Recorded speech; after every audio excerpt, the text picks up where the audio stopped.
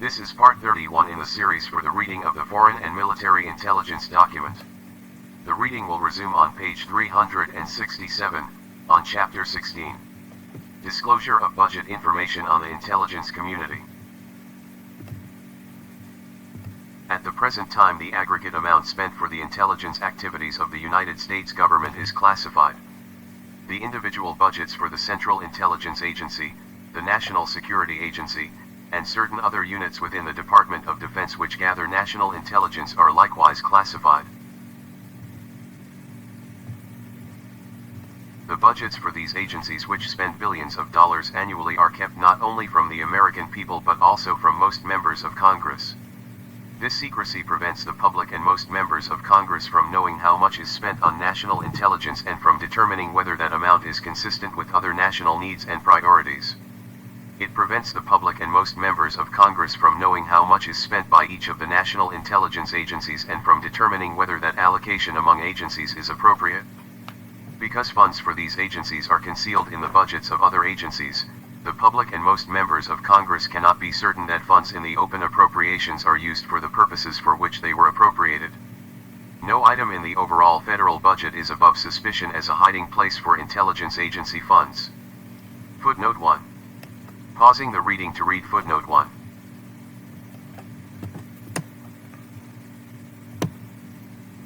During the recent debate in the House of Representatives on the publication of the CIA's budget, Congressman Cook described an encounter with DCI Helms, in which Congressman Cook asked about the size of the CIA budget and the number of CIA employees, questions that DCI Helms told Congressman Cook, quote, "We don't answer."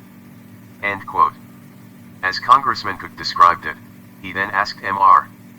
Helms, quote, "Are you telling me that I, a member of Congress, do not have the right to know what the budget is, so that when I vote, I do not know what I am voting on?" End quote. DCI Helms said, quote, "Yes. The item is placed in some other larger item, and you do not know." End quote.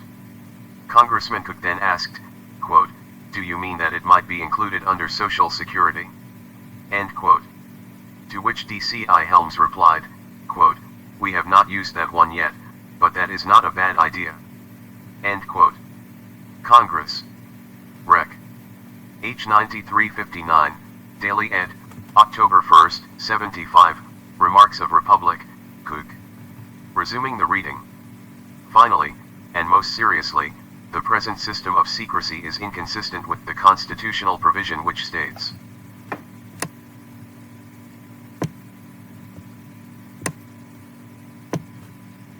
"No money shall be drawn from the Treasury but in consequence of appropriations made by law. And a regular statement and account of the receipts and expenditures of all public money shall be published from time to time." Footnote 2. Pausing the reading to read footnote 2. U.S. Constitution, Article I, Section 9, Clause 7. For a fuller discussion of the constitutional and policy issues involved, see, quote, "The CIA Secret Funding and the Constitution," end quote. 84 Yale Law Journal 608, 1975, quote, "Fiscal oversight of the Central Intelligence Agency, can accountability and confidentiality coexist?" End quote.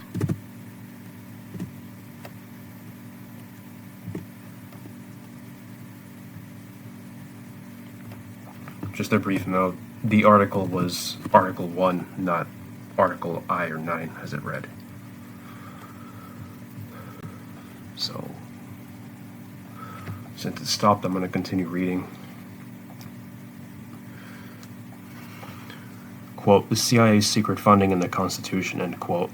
84 Yale Law Journal 608, 1975. Quote, "Fiscal oversight of the Central Intelligence Agency, can accountability and confidentiality coexist?" End quote. 7 New York University Journal of International Law and Politics, 493, 1974. And, quote, "Cloak and Ledger, is CIA funding constitutional?" End quote. 2 Hastings Constitutional Law Quarterly, 717, 1975. And that's the end of page 367, beginning page 368.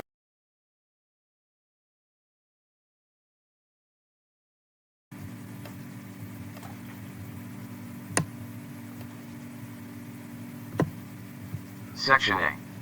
The present budgetary process for intelligence community agencies and its consequences. At present, the Director of Central Intelligence submits to the President recommendations for a Consolidated National Intelligence Program budget. The Consolidated National Intelligence Budget, as well as the budget requests from the various agencies within the intelligence community, are reviewed by the Office of Management and Budget, OMB, in the, quote, same detail that OMB reviews the budget requests of any other executive branch agency. Footnote 3. Pausing the reading to read footnote 3. Letter from Roy Ash to Senator Proxmire, April 29, 74, quoted in Cong. Rec. S. 9604, Daily Ed., June 4, 74, Remarks of Sen. Proxmire. It might be argued that the intelligence budgets should be reviewed in even greater detail by OMB, as neither the Congress as a whole nor the public can presently participate in the process of reviewing and debating the budget requests in this area. Resuming the reading.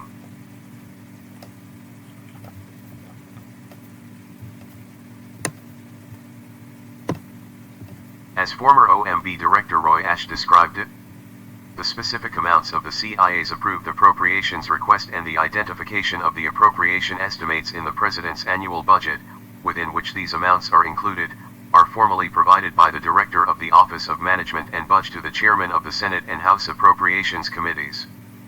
Footnote 4. Pausing the reading to read footnote 4. Ash Letter, April 29, 74. Resuming the reading. In the past, special subcommittees of the House and Senate Appropriations Committees have considered the CIA budget in closed session. The chairman of the House Appropriations Committee noted that his subcommittee tried to hold the secrecy of these matters as closely as we could. Footnote 5. Pausing the reading to read footnote 5.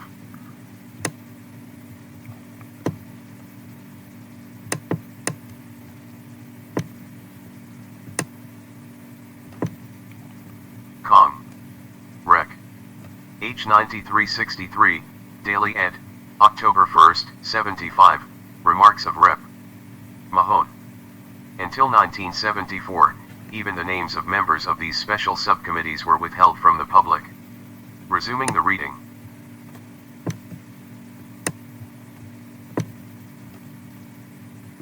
These practices have been changing. The entire House Defense Appropriations Subcommittee now scrutinizes the CIA budget.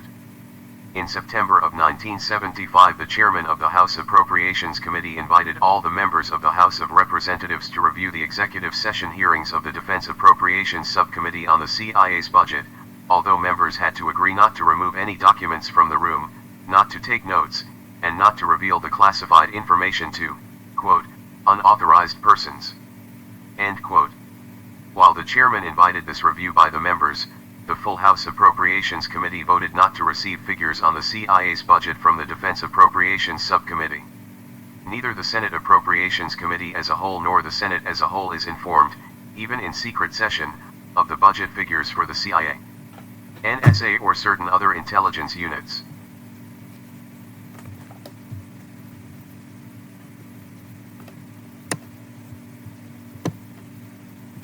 Once the subcommittees of the Appropriations Committee agree upon the level of funding for the intelligence agencies, these funds are concealed in appropriation requests for other agencies on which the full Appropriations Committees and Senate and House of Representatives vote. After congressional approval of these appropriations, the chairman of the Senate and House Appropriations Committees notify the Office of Management and Budget of the size and true location of intelligence agency funds. Funds for the CIA are then transferred. End of page 368, beginning of page 369. To the CIA from these appropriations. Footnote 6. Pausing the reading to read footnote 6. This is done pursuant to 50 U.S.C.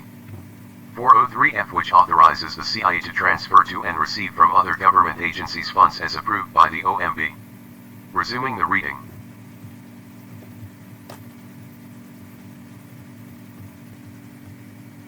Former OMB Director Ash noted, the transfer of funds to CIA is accomplished by the issuance of Treasury documents routinely used for the transfer of funds from one government agency to another. The amount and timing of these transfers are approved by OMB. Footnote 7. Pausing the reading to read footnote 7. Ash letter, April 29, 74. Under established procedures, funds approved by OMB for transfer to the CIA are limited to the amounts which the chairman of the Senate and House Appropriations Committees specify to OMB. Resuming the reading. This whole process treats the CIA and other intelligence agencies in a manner radically different from other highly sensitive agencies of the United States government, such as the Atomic Energy Commission and the Department of Defense. While intelligence agency budgets may require somewhat different handling, it is important that any special approach reflect real needs justifying departure from the careful processes which Congress has developed over the years for maintaining its power over the purse.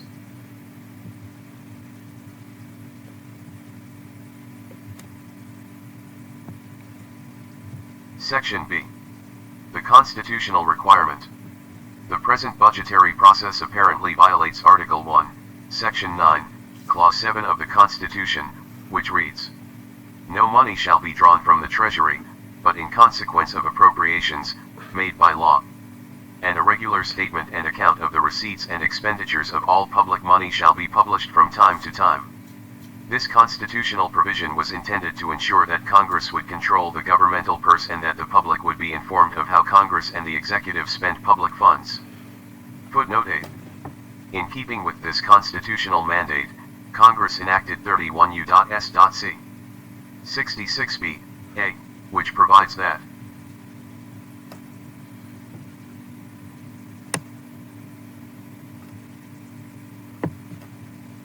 the Secretary of the Treasury shall prepare such reports for the information of the President, the Congress, and the public, as will present the results of the financial operations of the government. Pausing the reading to read footnote 8. C.D. Robertson, Debates and Other Proceedings of the Convention of Virginia, 1788. Richmond, 1805, p. 326. The Chancellor of New York asked if the public were more anxious about anything under heaven than the expenditure of their money. End quote. 2J. Eliot, Debates in the Several States Conventions on the Adoption of the Federal Constitution, Philadelphia, J. B. Lippincott, 1836, p. 347. The clause was implemented during the first Congress. The act creating the Treasury Department required the Treasurer to annually present each House of Congress with, quote, "fair and accurate copies of all accounts," end quote, and a, quote, "true and perfect account of the state of the Treasury," end quote. Act of Sept. 2, 1789, Chapter 12, Section I Statute 65.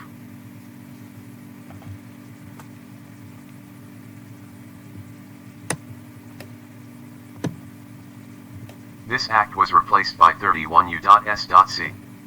1029, which provides, quote, "It shall be the duty of the Secretary of the Treasury annually to lay before Congress an accurate, combined statement of the receipts and expenditures during the last preceding fiscal year of all public monies," end quote. The receipts, wherever practicable, were to be divided by ports, districts, and states, and the expenditures by each separate head of appropriation. End of page 369, beginning of page 370. Fulfilling its charge, the Treasury Department publishes a combined statement of receipts, expenditures, and balances of the United States government, which is recognized as the official publication of the details of receipt and outlay data with which all other reports containing similar data must be in agreement. In addition to serving the needs of Congress, the report is used by the general public in its continuing review of the operations of government. Emphasis added. Footnote 9.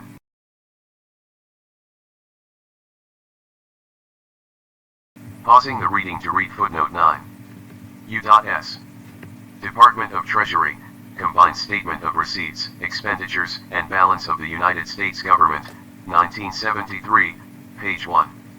Resuming the reading. The combined statement, however, contains no entry for the Central Intelligence Agency, the National Security Agency, or certain other intelligence units within the Department of Defense. While the figure for total funds received and expended by the United States government is accurate, some funds listed as expended by particular agencies are, in fact, merely transferred from them to the Central Intelligence Agency. William Colby, former director of the CIA, has argued that the present practice is constitutional, maintaining that the Constitution permits concealment of funds for agencies such as the CIA. Not only does this position ignore the plain text of the clause, but it is not supported by the debates, either at the Constitutional Convention or in the ratifying conventions in the various states. Mr. Colby's argument relies chiefly on the fact that when the Statement and Account Clause was introduced it provided for annual publication of the account, but it was subsequently amended to allow congressional discretion over timing. Footnote 10. Pausing the reading to read footnote 10. William E. Colby Testimony, House Select Committee on Intelligence Hearings, August 4, 75, p. 120. Mr. Colby argued as follows.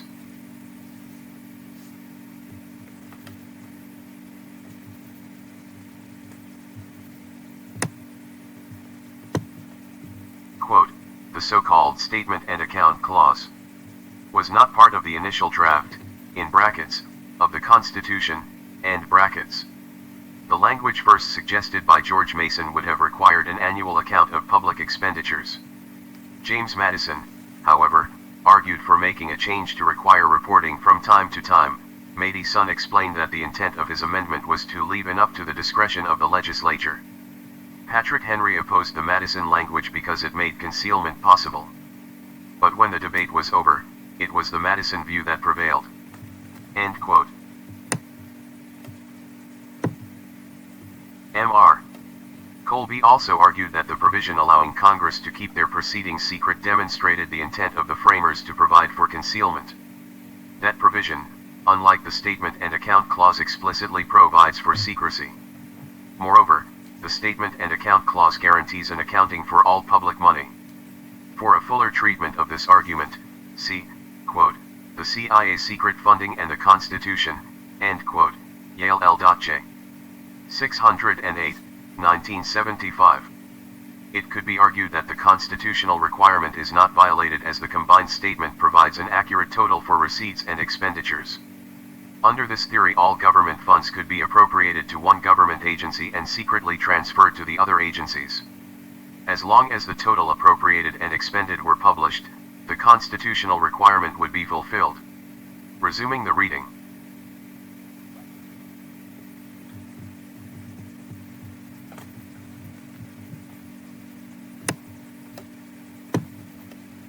The amendment was intended, however, not to permit concealment of expenditures from the full Congress and the American people, but rather to ensure that the information would be made available in a fashion permitting its thorough comprehension. Footnote 11. Pausing the reading to read footnote 11. 2M. Farrand, Records of the Federal Convention of 1787, New Haven, Yale University Press, 1966, pages 618 to 19. Resuming the reading. Neither proponents nor opponents of the amendment argued against the assertion. End of page 370, beginning of page 371.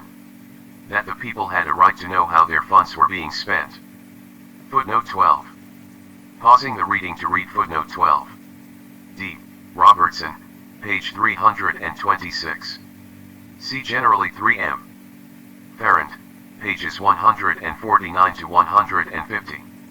Resuming the reading.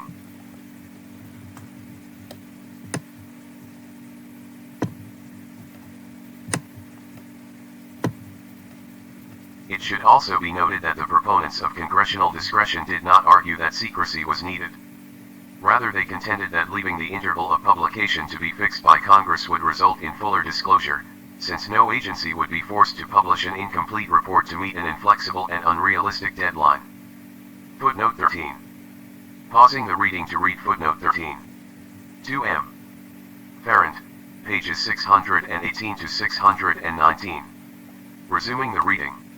A fixed schedule would result in statements that would be, quote, incomplete, end quote, footnote 14, or, quote, too general to be satisfactory, end quote, footnote 15. Pausing the reading to read the footnotes. Footnote 14. IBID, page 618. Footnote 15. IBID. Resuming the reading.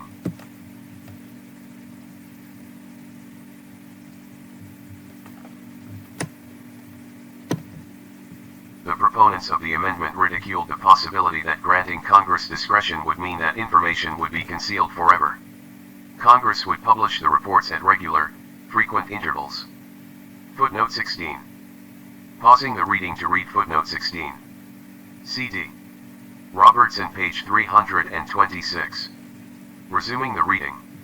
It has been implied that the constitutional requirement has been met, at least in the House of Representatives, in that all members can examine the Defense Appropriations Subcommittee's executive session hearings on the CIA budget. Footnote 17. Pausing the reading to read footnote 17. As was noted above at p. 368, this is not the case in the Senate. Resuming the reading. As one member of the House noted,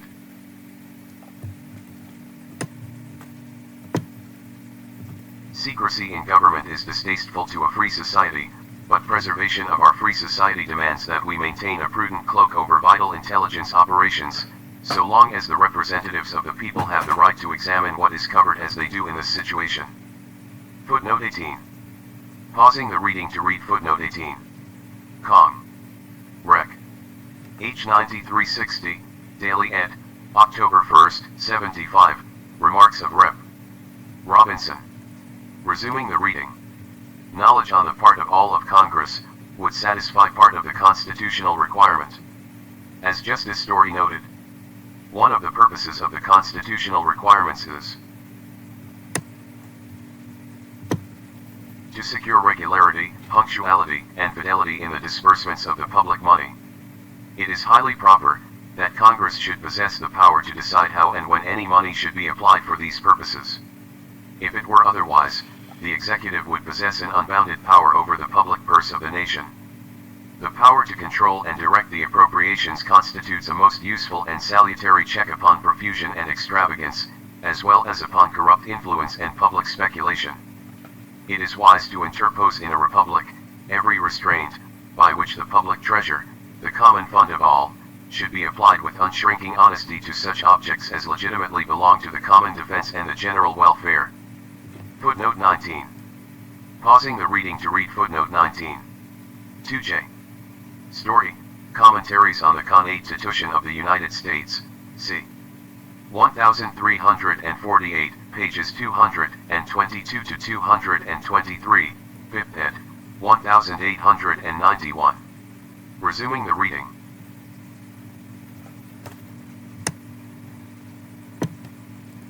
But even if all of Congress had the information now held by the subcommittees of the appropriations committees, the Constitution would still be violated.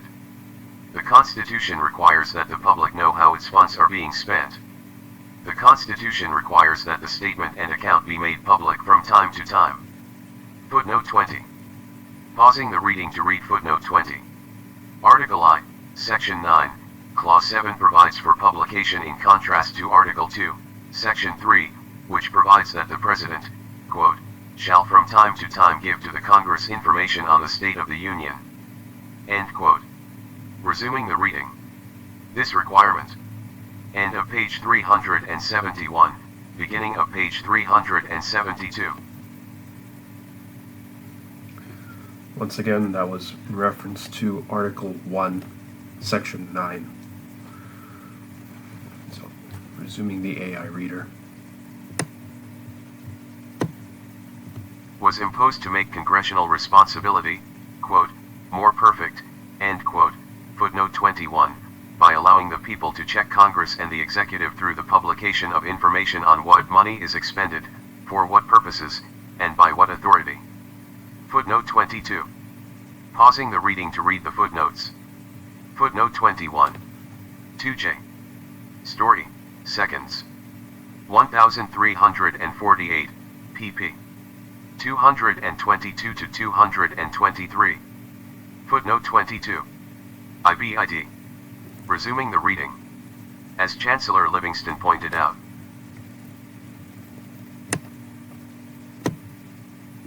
you will give up to your state legislature everything dear and valuable. But you will give no power to Congress, because it may be abused.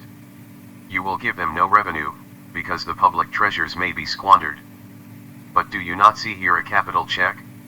Congress are to publish, from time to time, an account of their receipts and expenditures. These may be compared together. And if the former, year after year, exceed the latter, the corruption will be detected, and the people may use the constitutional mode of redress.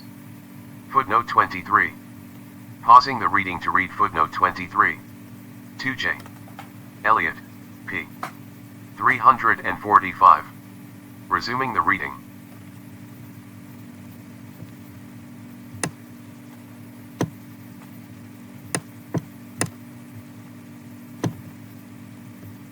The debates and later commentary indicate that the constitutional requirement was designed to allow citizens to chart the course of policy through an examination of governmental expenditures to determine, for example, whether too much money is spent on defense and too little on education, or whether funds spent on bombers should be allocated to submarines.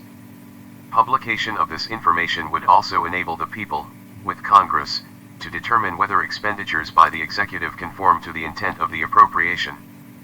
Publication of appropriations and expenditures would also provide an opportunity for the people to ascertain if both appropriations and expenditures were for constitutional purposes. Footnote 24. Pausing the reading to read footnote 24. R.S. David Ramsey, one of the early commentators on the Constitution, wrote, quote, "If Congress applied any funds for purposes other than those set forth in the Constitution, they would have exceeded their powers. The clause provides information so that, quote, the people of the United States who pay, are to be judges how far their money is properly applied." End quote.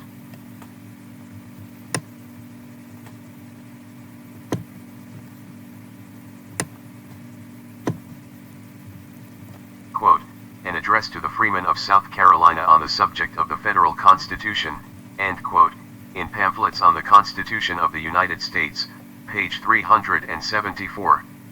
P. Ford, ed. 1888. See also Flast B.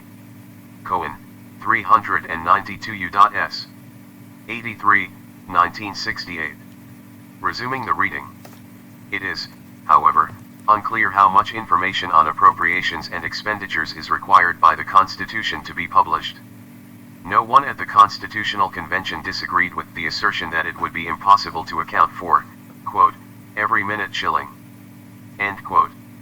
Even in the present disclosures of appropriations and expenditures of non-sensitive governmental agencies, there is a limit to the amount of detail which can be published. Footnote 25. Pausing the reading to read footnote 25. Quote, "Of course, a good deal more information, although not published, is available under the Freedom of Information Act." End quote. Resuming the reading. The Supreme Court in United States v. Robel, footnote 25a, suggested a standard which might be used to fix the constitutional requirement, particularly when claims that publication of the budget would damage national security are raised against the government's duty to its citizens to publish from time to time a regular statement and account of receipts. End of page 372, beginning of page 373.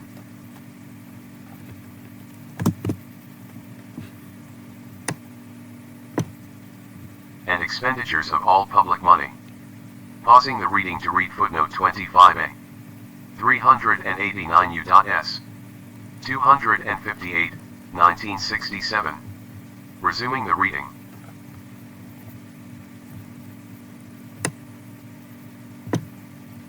The court held that, quote, when legitimate concerns are expressed in a statute which imposes a substantial burden on First Amendment activities, Congress must achieve its goal by means which have the least drastic impact on the continued vitality of First Amendment freedoms, end quote. Footnote 26. Pausing the reading to read footnote 26. 389 U.S. 258, 268.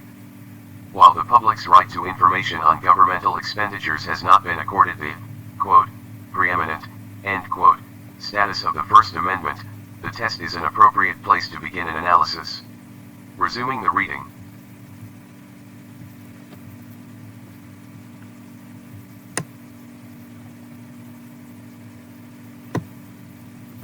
Under this test, the constitutionality of a level of disclosure of information on expenditures depends on whether there is another system of greater disclosure which, without endangering national security, would have a, quote, less drastic, end quote, impact on the public's right to know how its funds are being spent.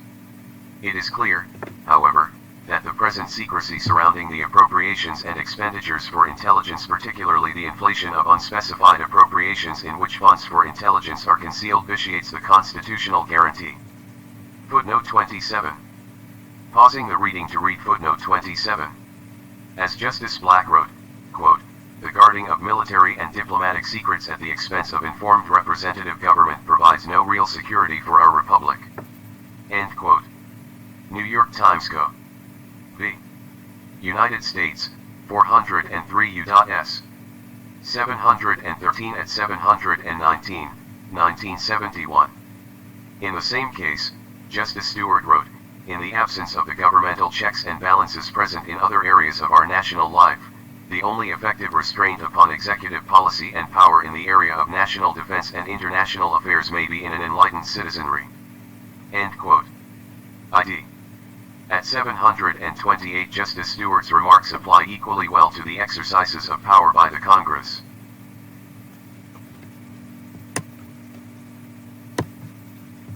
Resuming the reading. Under the present system, neither the public nor the Congress as a whole knows how much is being spent on national intelligence or by each intelligence agency. In addition, both Congress as a whole and the public are, quote, deceived, end quote, as one senator put it, footnote 28, about the, quote, true, end quote, size of other agency budgets. As certain unspecified general appropriations contain funds which are secretly transferred to the CIA, it is impossible for most members of Congress or the public to know the exact amount of money which actually is destined for any government agency. Footnote 29. Congress is thus unable to set priorities through the allocation of funds, footnote 30, or to determine if expenditures by the executive conform to congressional intent and are being spent wisely and well. Members of the public cannot determine with any confidence whether they agree with Congress's allocation of resources and cannot monitor expenditures by the executive branch. Pausing the reading to read the footnotes.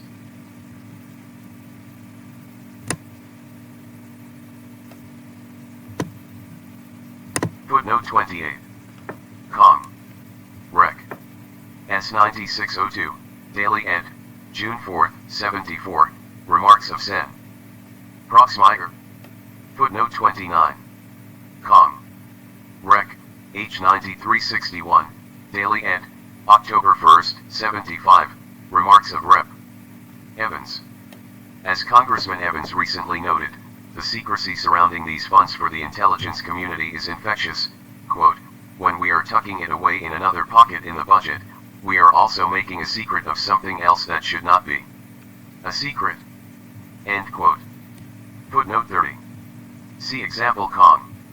Rec. H. 9372, Daily ed., October 1, 75, Remarks of Rep. Leggett. Congressman Leggett noted, quote, how can we oversee in any fashion if we have no knowledge of the agency's command on our resources? How can we set budgetary priorities in a meaningful fashion, if we have no basis for comparing intelligence with unemployment, health, or other competing program areas? End quote. End of page 373, beginning of page 374.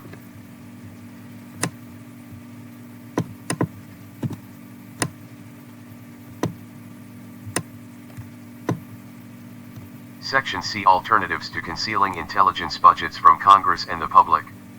Within certain limits, Congress has the power to determine how information about the receipts and expenditures of public monies is made available to the public. Footnote 31. Pausing the reading to read footnote 31. Cincinnati Soap Co. v. United States 8, 301 U.S. 308, 1936. In fixing the level of detail revealed, however, a congressional decision cannot override a constitutional requirement such as that of Article 1, Section 9, Clause 7, particularly as one purpose of that requirement was to serve as a check on Congress. Resuming the reading. Brief note to correct the error. It's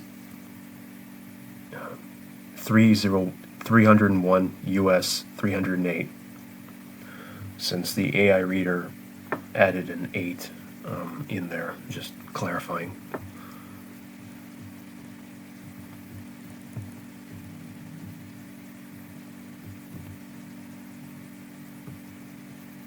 Congress could choose to publish CIA or NSA budgets and expenditures, for example, in detail equal to those of non-sensitive agencies. This approach, however, might threaten the security of intelligence operations or agents.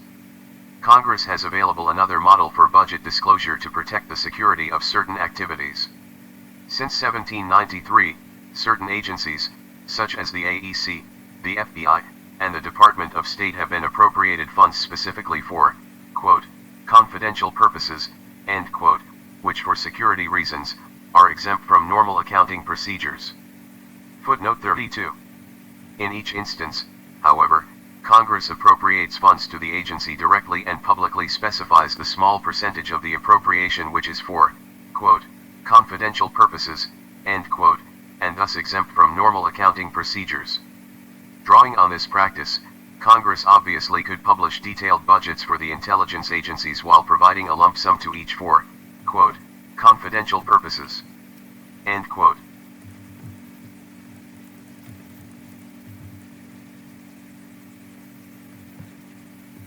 Pausing the reading to read footnote 32. The first such statute authorized special procedures for sums relating to foreign, quote, intercourse or treaty, end quote. By the Act of February 9, 1793, Congress provided, quote, that in all cases, where any sum or sums of money have issued, or shall hereafter issue, from the Treasury, for the purposes of intercourse or treaty, the President shall be, and he hereby is authorized to cause the same to be duly settled annually with the accounting officers of the Treasury in the manner following, that is to say, by causing the same to be accounted for, specifically in all instances wherein the expenditures thereof may, in his judgment, be made public, and by making a certificate or certificates, or causing the Secretary of State to make a certificate or certificates of the amount of such expenditures as he may think it advisable not to specify. And every such certificate shall be deemed a sufficient voucher for the sum or sums therein expressed to have been expended. End quote. Act of Feb. 9, 1793, Chapter 4, Section 2, 1 Stat. 300, codified as 31 U.S.C.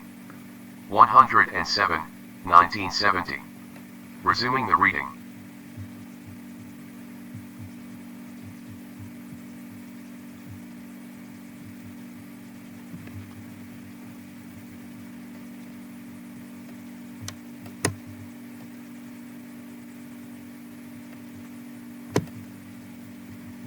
Congress could also devise other models.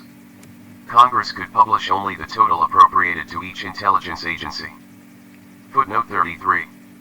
As the Special Senate Committee to study questions related to secret and confidential documents, footnote 34, suggested in 1973, the publication of such funds should provide members with the minimal information they should have about our intelligence operations. Such information would also end the practice of inflating certain budget figures for use to hide intelligence costs and would ensure that all members would know the true cost of each budget item they must vote upon. Pausing the reading to read the footnotes. Footnote 33. When the AEC was first established, only a one-line entry in the weapons account was included in the 1947 budget, p. 382.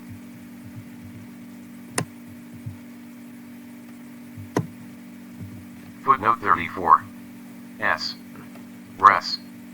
93 to 466, 93rd CONG, First Session, October 12, 73, page 16. End of page 374, beginning of page 375. The Special Committee recommended that the Appropriations Committee itemize the Defense Department Appropriations Bill in order that the, quote, total sums proposed to be appropriated for intelligence activities by each of the following agencies: Central Intelligence Agency, Defense Intelligence Agency, National Security Agency, National Reconnaissance Office, and any separate intelligence units within the Army, Navy, and Air Force, end quote, could be revealed. Footnote 35.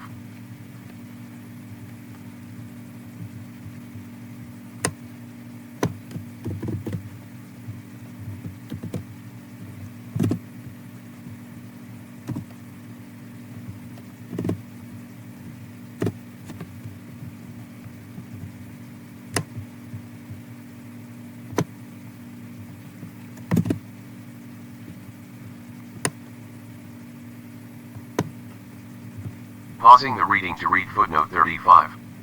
The committee specifically did not request that any line items be revealed, although they did recommend the publication of the total number of personnel employed by each agency.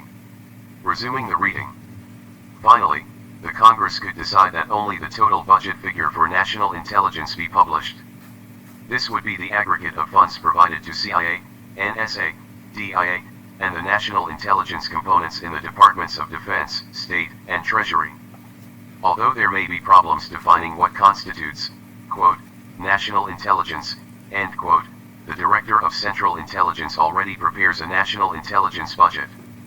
The Director could, with the appropriate congressional committees, determine what agencies or departments would be included. Footnote 36. Pausing the reading to read footnote 36. The Senate Select Committee has proposed an oversight committee which would have jurisdiction over authorization for national intelligence activities of the United States government, S. 93 to 2893.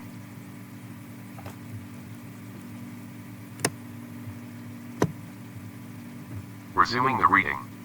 The secrecy presently surrounding intelligence expenditures vitiates the constitutional guarantee. Even publishing one figure, the total appropriations and expenses for national intelligence, would have a salutary effect. It would eliminate the inflation of figures presently in the budget and in the combined statement resulting from the concealment of intelligence agency funds in other agency appropriations and expenditures. Congress would be able to establish its priorities by placing the amount appropriated for national intelligence activities against other claims on the public purse. The public could make its own independent judgment about priorities. Footnote 37. Pausing the reading to read footnote 37.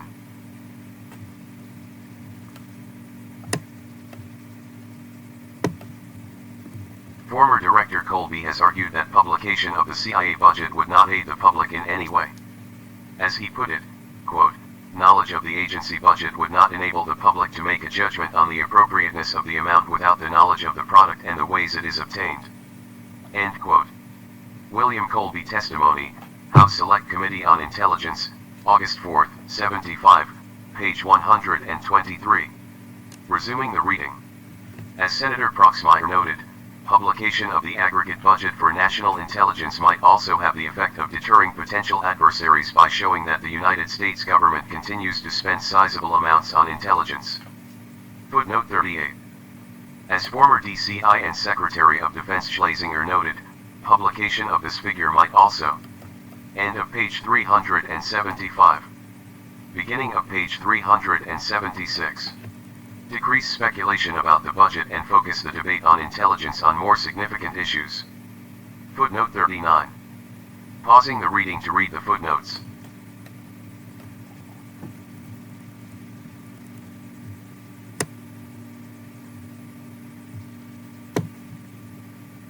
Footnote 38.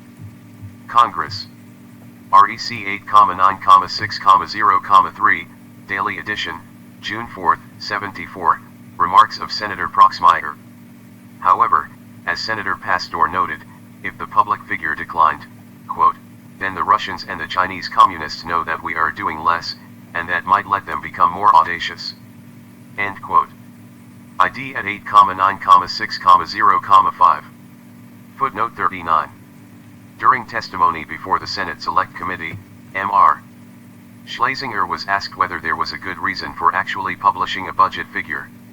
He replied, quote, only in that the public debate at the present time covers so wide a range that if you had an official number, the debate would tend to die down and focus on something more significant than whether we're spending $11 billion on intelligence. End quote. James Schlesinger Testimony, February 2, 76, page 54. My apologies. Once again, for footnote 38, the congressional recording was S9603, not 8. So once again, S9603 was the congressional recording number.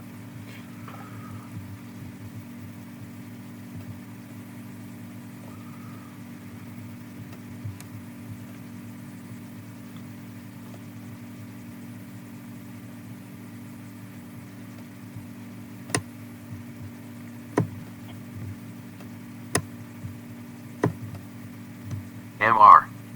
Schlesinger was later asked whether he thought there was any chance of convincing the American people or the enemy of the truthfulness of any figure that is published, to which Mr.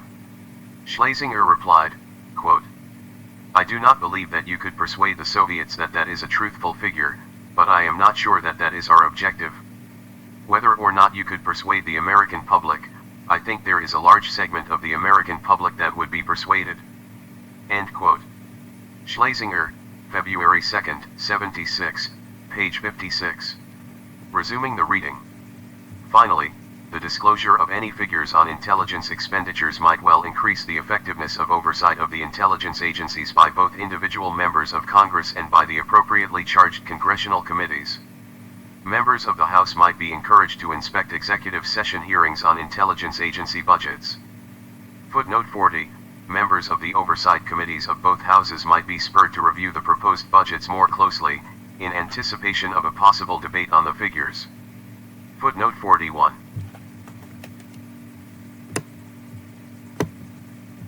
Pausing the reading to read the footnotes. Footnote 40. See example Cong. Rec. H. 9361, Daily Edition, October 1, 75, Remarks of Rep. Obey. Footnote 41. See example Cong. Rec. S. 9603, Daily Edition, June 4, 74, Remarks of Sen. Proxmire. Resuming the reading. Section D. The effect upon national security of varying levels of budget disclosure. Even given the constitutional requirement, any disclosure of budgetary information on agencies in the intelligence community has been strongly resisted. In responding to a proposal for the publication of the total sum budgeted for the national intelligence community, Senator Stennis noted that, if it becomes law and is carried out, it would, as its practical effect, virtually destroy 80 to 90% of the effectiveness of much of our most important work in the field of intelligence. Footnote 42. And Congressman Burleson told the House that if an amendment which provided for publication of the total figure budgeted for the CIA were adopted, quote, it will totally paralyze the intelligence community. End quote. Footnote 43. Pausing the reading to read the footnotes. Footnote 42. Cong. Rec. S. 9610-11, Daily Ed., June 4, 74, Remarks of Sen. Stennis.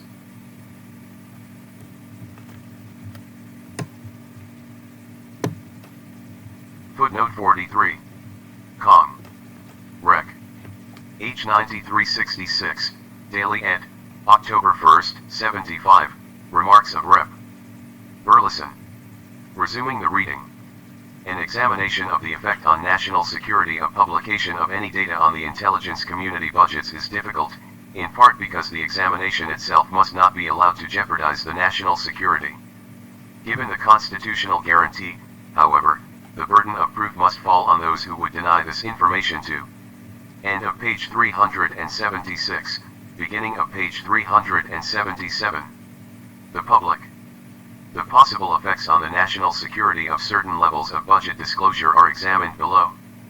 Footnote 44. Pausing the reading to read footnote 44.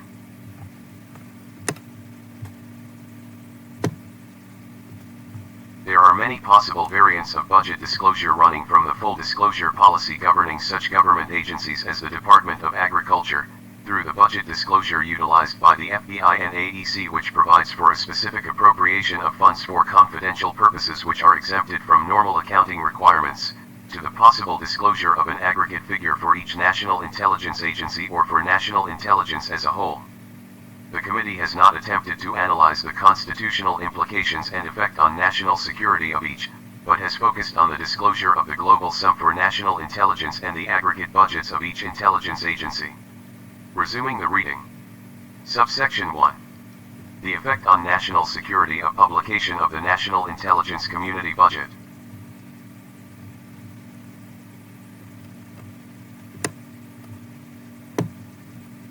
Many individuals familiar with the intelligence community agree that publication of a gross figure for national intelligence would not, in itself, damage the national security.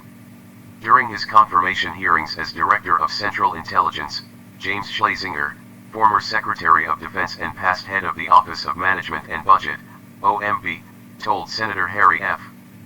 Byrd, Jr., in regard to the publication of the gross figure for national intelligence, quote, "I think that the security concerns are minimal.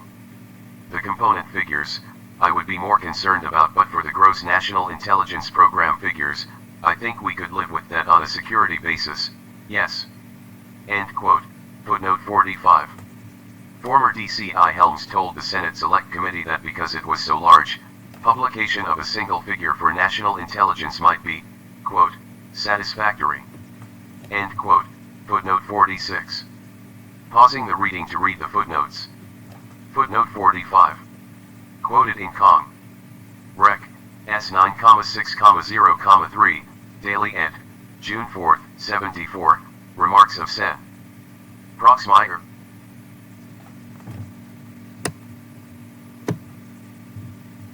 Footnote 46. Richard Helms' testimony, January 30, 76, pages 36, 37. Because the figure is so large, the introduction of expensive collection systems would not result in a, quote, "conspicuous bump," end quote, in the budget which would alert hostile powers to new activities by the United States. For a fuller discussion of this argument and its relationship to the publication of the CIA's aggregate budget, see pages 378 to 381. John Clark, a former controller of the CIA and an advisor to DCI Colby, was asked about the effects of publication of the total national intelligence budget and specifically whether publication of the figure would disclose the existence of, or the start of, a high-cost technical collection system. Mr. Clark responded, quote, "I have not run the studies on this, but I would be very hard-pressed to find a case that I could support. The budget figures don't reflect that. They are down.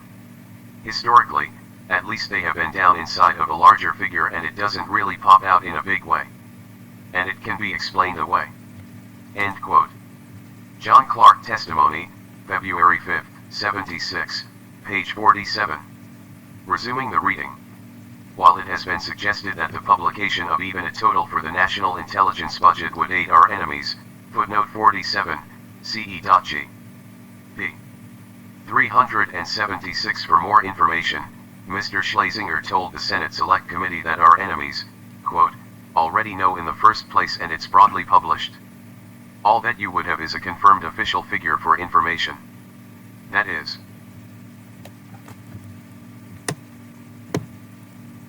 End of page 377, beginning of page 378. More or less in the public domain anyhow without public confirmation, without official confirmation. End quote. Footnote 48. Pausing the reading to read footnote 48. Footnote 48. Schlesinger, February 2, 76. Page 52. Mr. Schlesinger noted that, as the intelligence community has, quote, "no constituency," end quote, it tends to be, quote, "blamed for one thing or another," end quote. And, quote, "if you had an openly published figure, there would be pressure within the Congress at budget markup time to take a 15% or 20% whack at it just for good measure, and there is no way of having a public debate about the merits of intelligence." End quote. ID. At 51 to 52. Mr. Schlesinger's argument implies that Congress as a whole should not be given information because it should not be allowed to exercise its control over the purse. Resuming the reading.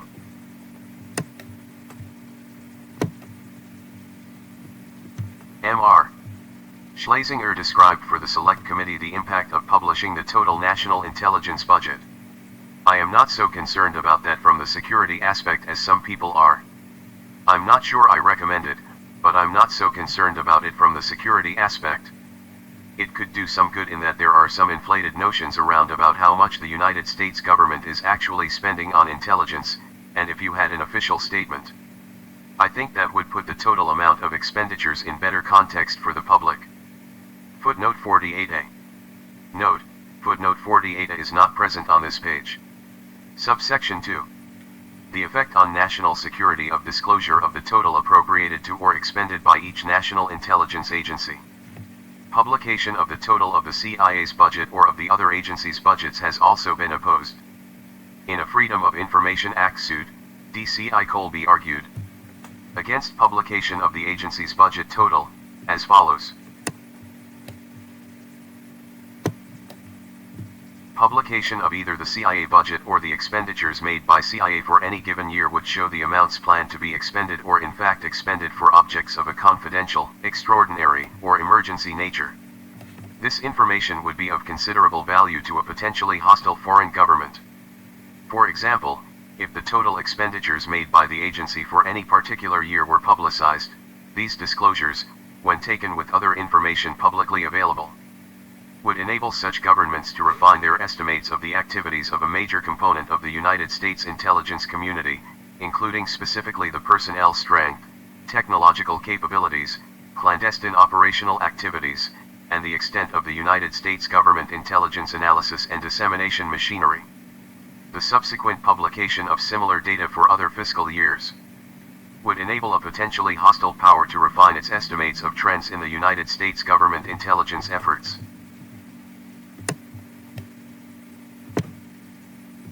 He continued, "The business of intelligence is to a large extent a painstaking collection of data and the formation of conclusions utilizing a multitude of bits and pieces of information. The revelation of one such piece, which might not appear to be of significance to anyone not familiar with the process of intelligence analysis." End of page 378, beginning of page 379. And which, therefore, might not arguably be said to be damaging to the national security, would, when combined with other similar data, make available information of great use and which would result in significant damage to the national security of the United States.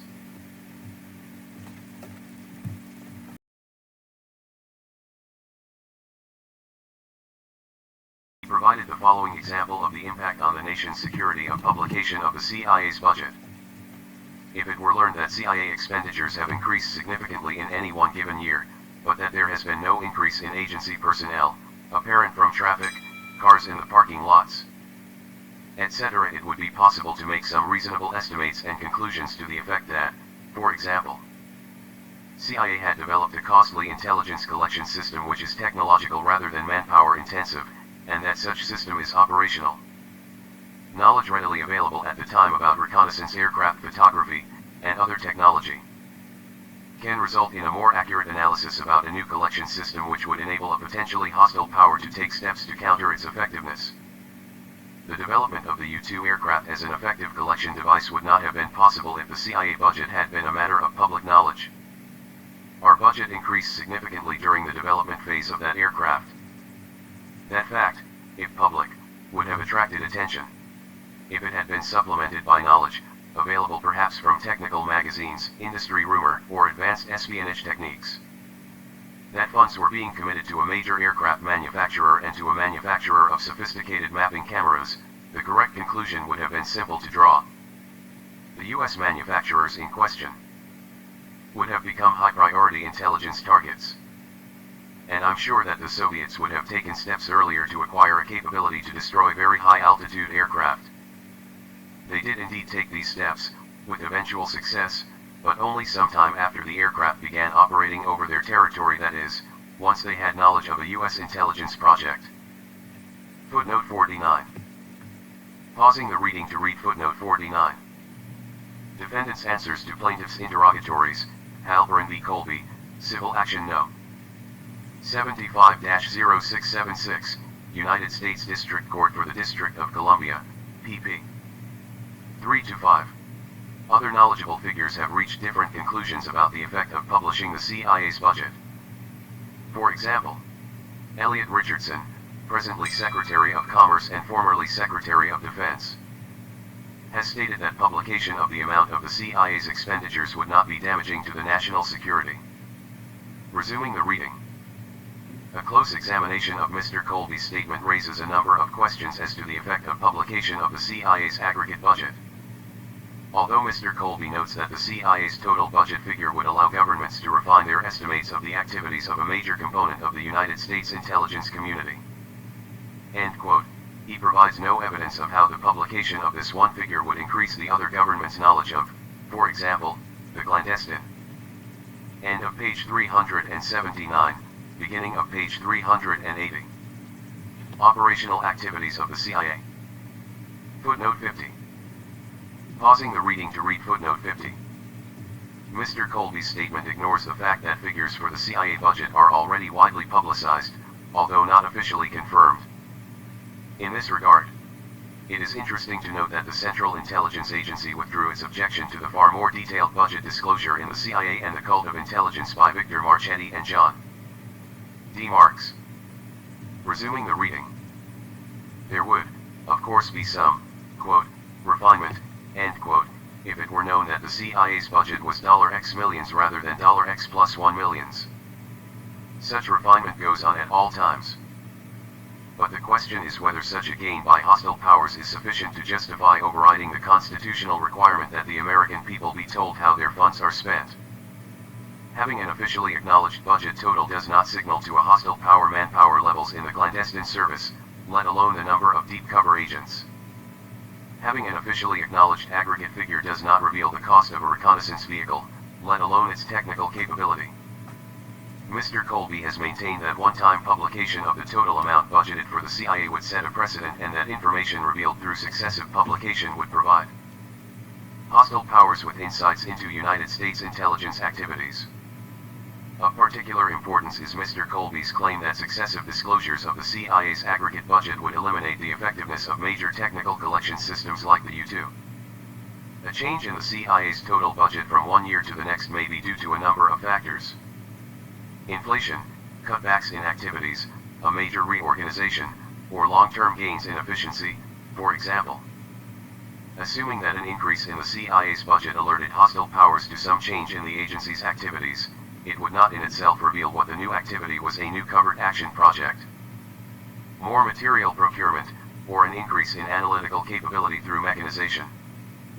For Mr. Colby's argument to be valid, not only must a hostile power be able accurately to determine what the activity is, for instance, a new reconnaissance system, but that power would have to gain, covertly, an enormous amount of tightly guarded information, such as the technological capabilities of the vehicle and the surveillance systems which it contained. Footnote 51. Pausing the reading to read footnote 51. Beyond that, a hostile power would also have to have both the capability and an inclination to take those steps necessary to counter the system. Resuming the reading. It would seem that a hostile power able to gain that information would be able to discover the total of the CIA's budget, a much more widely known figure. The possibility that a hostile power may pierce all the barriers designed to limit dissemination of closely held information cannot be used to justify denying the American people information which the Constitution guarantees them, and which is widely published, and which must be assumed to be within the grasp of hostile powers. It is far from clear, moreover, that the development and introduction of a major new system will be announced by a change in the agency's total budget. The CIA budget may be large enough not to change substantially when a new system comes online. A preliminary analysis of past CIA budgets has indicated that major new activities have not always resulted in, quote, bumps, end quote, and that some bumps in the budget still are not. End of page 380, beginning of page 381. Generally understood. Footnote 52. Because of the importance of expensive technical collection systems, however, the Select Committee believes that the, quote, conspicuous bump, end quote, argument deserves fuller study by the future oversight committees. Footnote 53. Particularly in light of the results of the publication of the aggregate figure for national intelligence recommended by the committee. Pausing the reading to read the footnotes. Footnote 52. One series of activities which did cause a bump in the CIA's budget was the agency's activities in Laos, which were clearly known to powers hostile to the US but were kept secret from the American people for many years. Footnote 53. If new systems would be revealed by, quote, bumps, end quote, in the CIA's budget, a solution other than denying all information on CIA expenditures to the American people might be found. James Schlesinger has suggested that the published figure could be based on actual dollars spent by the CIA rather than on the dollars which could be spent. While obligations may fluctuate dramatically over the years, actual outlays tend to move smoothly over a period of years. End quote. Schlesinger, February 2, 76, page 55. Note, this is where I will conclude part 31.